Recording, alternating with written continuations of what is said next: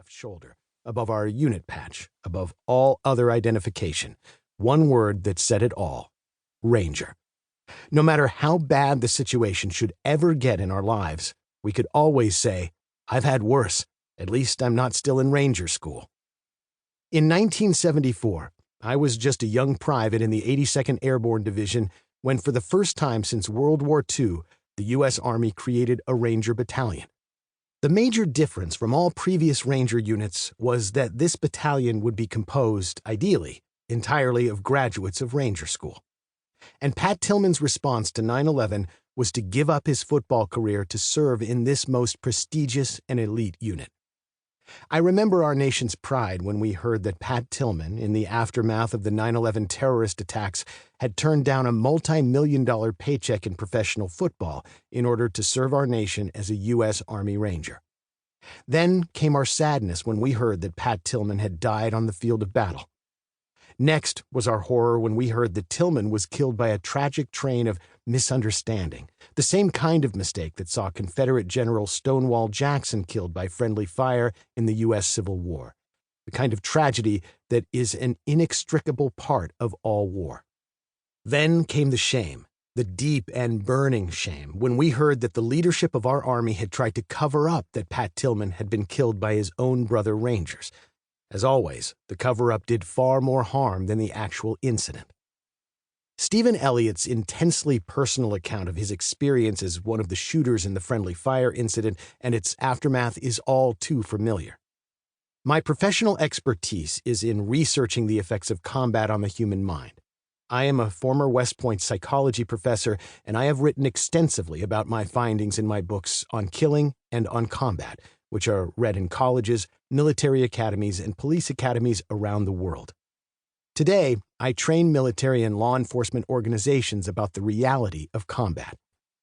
Part of that reality is a myriad of unseen wounds that our service members may endure as a result of their wartime service, which includes post-traumatic stress disorder, PTSD.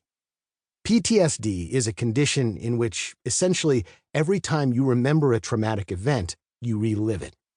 The fear, horror, and shame you experience in an event can come back to haunt you for a lifetime. Each time can be just as traumatic and devastating as the first time. Indeed, it can be even worse than the first time, because now you live in a constant state of fear and dread that can amplify the impact across the years. This disorder can be debilitating and devastating. And Stephen Elliott's war story is a powerful and accurate depiction of an individual struggling with PTSD. An experience in which a person has killed one of his own beloved comrades is one of the most devastating trials anyone could imagine. The National Health Study for a New Generation of U.S. Veterans, a systematic scientific study of more than 20,000 veterans, tells us that 15.7% of the veterans of Iraq and Afghanistan have PTSD. And 10.9% of service members who did not deploy have PTSD. There are currently more than 3 million veterans of the wars in Iraq and Afghanistan, and 15.7% of this population is almost 500,000 people. To me, the key point here is that Stephen's experiences, his journey from PTSD to healing, can apply to our veterans and to the many civilians who have experienced traumatic events in our general population. They all need this book and the lessons from this war story. Awareness and understanding of the unseen wounds of war, including PTSD, are critical. But it is likewise absolutely essential to know that we can treat PTSD. In Stephen's case, we see the value of EMDR and other tools in his path to healing. Medical science moves on. We get better every year, and we have hundreds of thousands of cases where PTSD has been treated and individuals have recovered completely. Indeed, you can be even stronger afterward. This is called post-traumatic growth.